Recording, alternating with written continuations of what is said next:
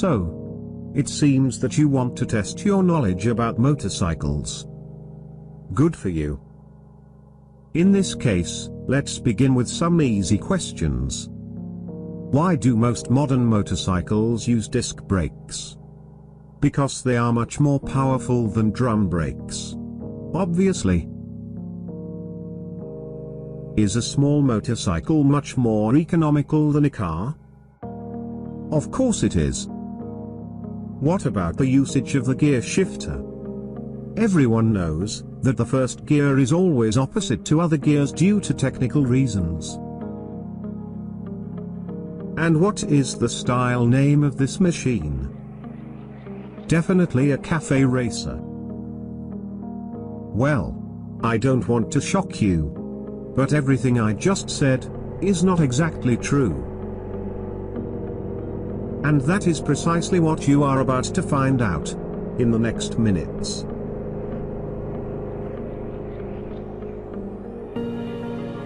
Welcome to Racer TV.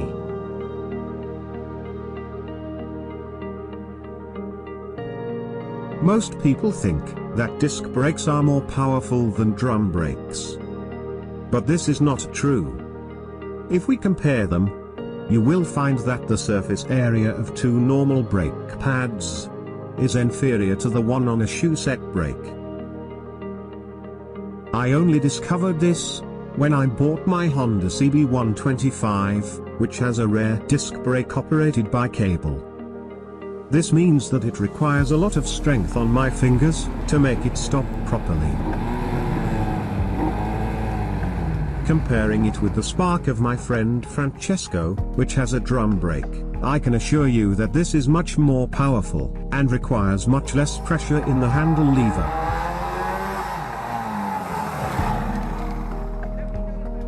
So, why are disc brakes so popular? Because they are light, easy to maintain, do not need regular adjustments, and especially because they do not overheat as bad as most drum brakes. And this last one is the main problem with drum brakes. But if they overheat, that also proves it is because of their high braking power. Common sense says that small motorcycles are much more economical than cars.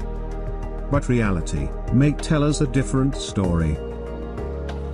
26 years ago, I bought a brand new Honda NSR50, which I still have today. I made almost 40,000 kilometers with it, and I learned that maintaining this little two-stroke machine is definitely expensive.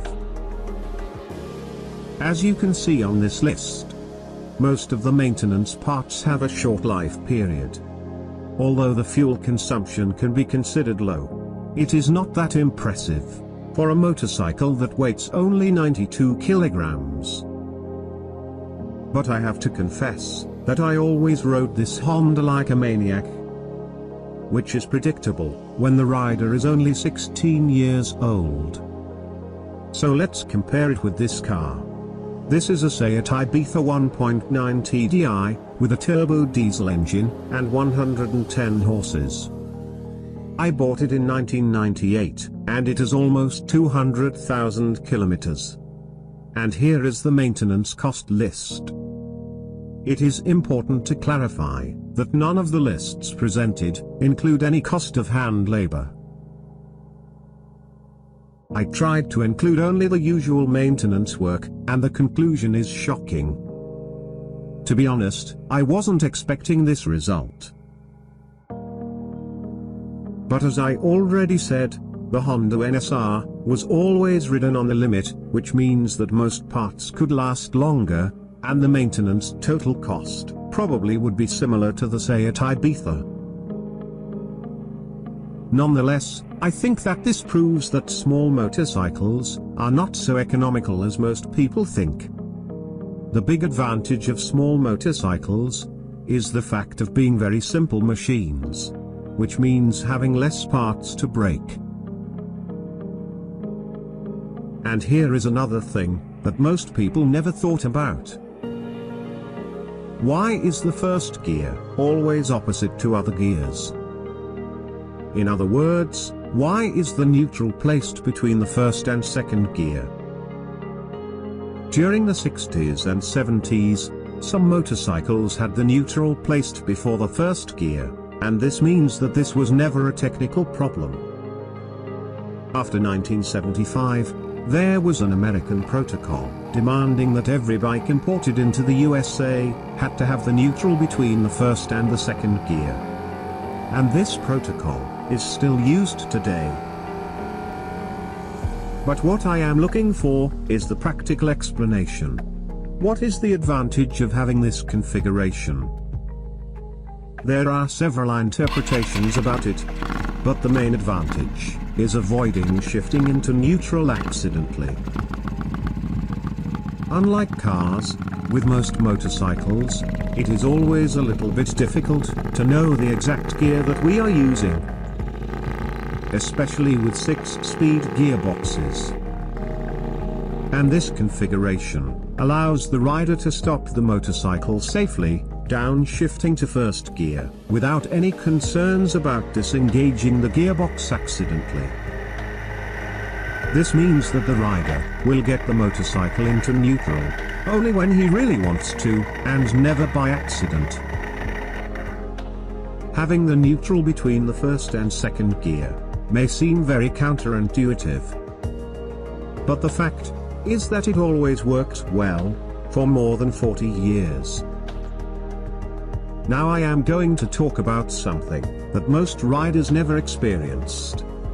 In aviation, there is a mechanism called as propeller synchronization, which automatically synchronizes all propellers of multi-engine aircraft, so that they rotate at the same speed. And here is an interesting question.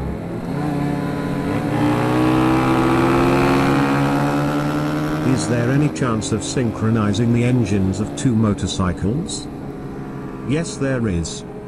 But it is also a rare thing to achieve.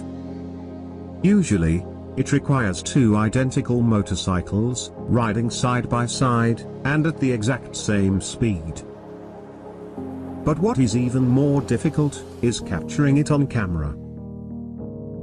Fortunately, I had that luck. And here is the proof.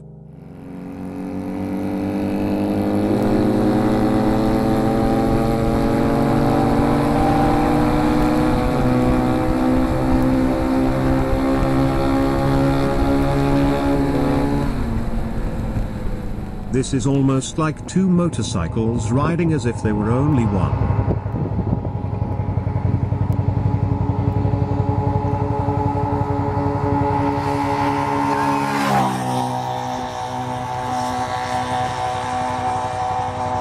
Definitely a very rewarding experience.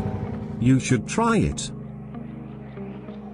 And finally, the last thing that most fans of this channel wanted to know. The term cafe racer is not as true as most enthusiasts think it is. As you know, the designation of cafe racer was given to the motorcycles from the 60s and 70s, which were customized by British youngsters of those days. Their main goal was to make motorcycles go faster, and doing some street races. The usual meeting point of most of them were the cafes. And this is precisely where the problem is. Because on those days, they were named as CAF, and not cafe. And this means that the correct term should be CAF racers. During the last 3 years, I received several comments from some original British cafe racers who experienced that period, and they all confirmed it. The original name of this kind of motorcycles should be CAF racers. The term cafe was probably adopted after the internationalization of this style of motorcycles. In fact, I also tried Google Translator, and the term CAF is not even recognized. I believe that today, it is too late to correct it, because it was already accepted as a true universal designation. But at least, You are now one of the few that knows the truth about calf racers. Not to mention all the other 4 things I already explained. And now, I have a small surprise for you. We are making a lottery, in which the winner will receive one of the Cafe Racers t-shirts of their choice. And also a 15% discount in any of our products. To participate, all you have to do is hit like on the Cafe Racers Facebook page and subscribe to our mailing list. All the instructions will be in the video description. Thank you for watching Racer TV. And as always, I hope to see you next week.